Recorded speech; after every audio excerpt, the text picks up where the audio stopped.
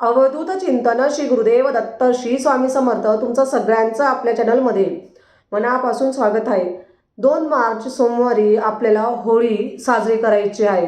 प्रत्येक कॉलनीत, प्रत्येक घराजवळ, प्रत्येक ठिकाणी होळी साजरी केली जाते। त्या दिवशी आपल्याला हे 2 शब्द किंवा प्रार्थना आपल्या होळीसमोर बोलायची आहे। हे जर तुम्ही 2 शब्द किंवा ह्या जी प्रार्थना करणार आहे, की जी सांगणार आहे, जर तर ती तुम्ही केली होळीच्या दिवशी ज्यावेळेस होळी पेटणार असेल तर त्यावेळेस आपल्याला करायची आहे। असं केल्याने तुमच्या आयुष्यातील नकारात्मक ऊर्जा किंवा जी वाईट वृत्ती असते किंवा ज्या वाईट गोष्टी असतात त्यांचा आपल्याला नाश करून आणि चांगल्या गोष्टी आपल्याला साध्य करायच्या असतात। आणि होळीसोबत आपण ह्या गोष्टी नेहमी करत असतो। म्हणून तुम्हाला होळी जेव्हा पेटवणार आहे त्यावेळेस आपल्याला ह्या गोष्टी खूप काही गोष्टी आपल्याला सोडून द्यायच्या असतात आणि चांगल्या गोष्टी आत्मसात करायच्या असतात। होळी हा सण आपण आपल्या ज्या गोष्टी असतात त्या ज्या चुकीच्या गोष्टी घडत असतात त्या आपण काढून टाकायच्या असतात आणि नवीन सुरुवात आणि नवीन याच्याने आपल्याला होळीची साजरी करून आणि होळीचा दिवसही तसाच साजरा केला जातो असं मी माझ्या मताने सांगत आहे। की त्या दिवशी आपण आपल्यापासून सगळ्या गोष्टी जर केल्या तर त्या गोष्टी सगळ्यात छान होणार आहेत आणि सगळ्या गोष्टी होणार आहेत।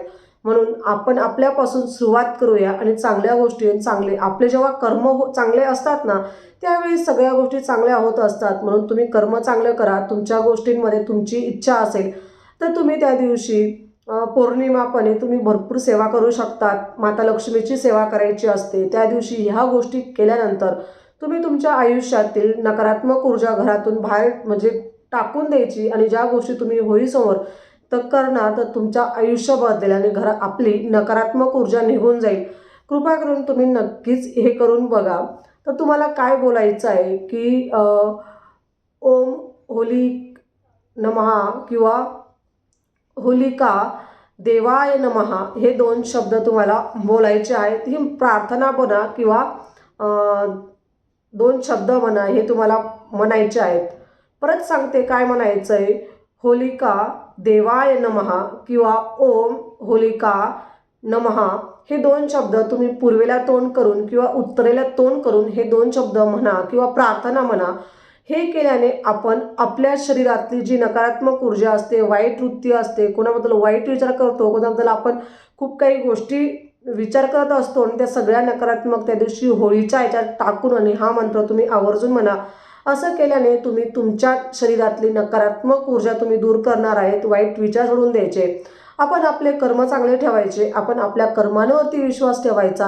ह्या गोष्टी तुम्ही जर होळीसमोर त्या दिवशी तर प्रार्थना केली की मी माझ्या शरीरातलं किंवा माझ्या गोष्टीतलं म्हणजे माझ्या ज्या चुकीच्या गोष्टीत मी त्या सोडून आज चांगले कर्म करेल, महाराजांची सेवा करेल किंवा सगळ्या गोष्टी चांगल्या करेल। ह्या गोष्टी तुम्ही जर केल्या आणि त्यांच्याजवळ हात जोडून फक्त ओम होलिका नमः किंवा होलिका देवाय नमः असं म्हणून तुम्ही मंत्र म्हणू शकतात किंवा तुम्ही प्रार्थना करू शकतात। असं तुमची जी इच्छा असेल, तुम्हाला ज्या चुकीच्या गोष्टी सोडायच्या असतील तुम्ही त्या चुकीच्या गोष्टी आवर्जून सोडा।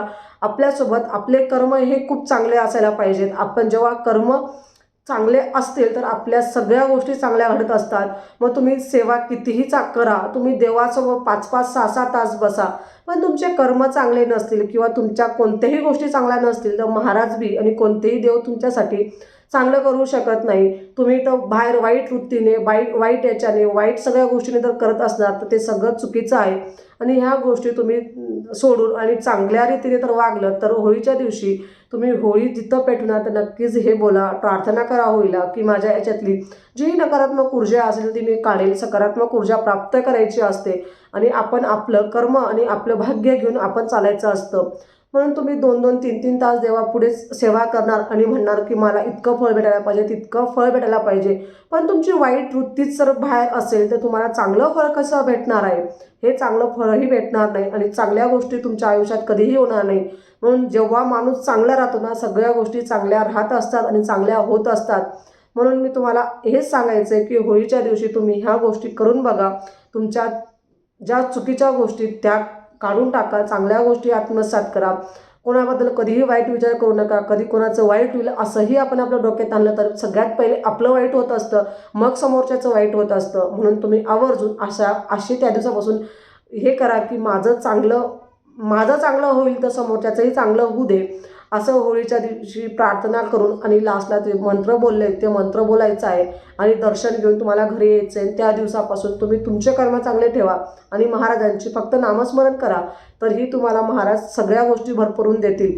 तुम्ही समोरच्या व्यक्तीला त्रास देतात किंवा त्रास देऊन तुम्ही ज्या गोष्टी आत्मसात करणार किंवा त्या मिळवणार आहेत ते काहीही उपयोगाचं नसतं किंवा काय त्या गोष्टी चुकीच्या असतात.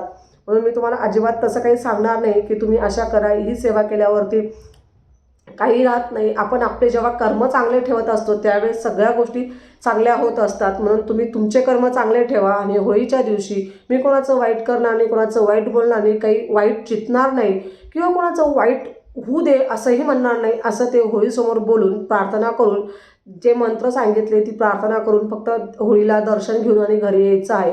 ह्या गोष्टी तुम्ही करून बघा, नक्की तुमचं चांगलं होईल. नक्की तुम्हाला महाराज नक्कीच साथ देतील आणि नक्कीच तुमचं कल्याण होईल आणि तुमचं कल्याण हो. जे चांगल्या वृत्तीने चांगल्या याच्याने तर सेवा करत असतील तर महाराज नक्की त्यांना नक्की देतात. हे आवर्जून तितकं खरं आहे. म्हणून नक्कीच तुम्ही ह्या गोष्टी आत्मसात करा आणि आपण आपल्या याच्यात पहिले चांगला माणूस म्हणून तुम्ही एक बाहेर या म्हटल्यावरती सगळ्या गोष्टी घडत असतात. म्हणून तुम्हाला जी आजची सेवा सांगितली ती महाराजांच्या चरणी रुजू करते आणि आजचा व्हिडिओ इथंच संपवते. व्हिडिओ आवडला असेल तर लाईक, शेअर आणि सबस्क्राईब करायला अजिबात विसरू नका. परत भेटूया अशाच सुंदर व्हिडिओसोबत. तोपर्यंत सगळ्यांना श्री स्वामी समर्थ. धन्यवाद.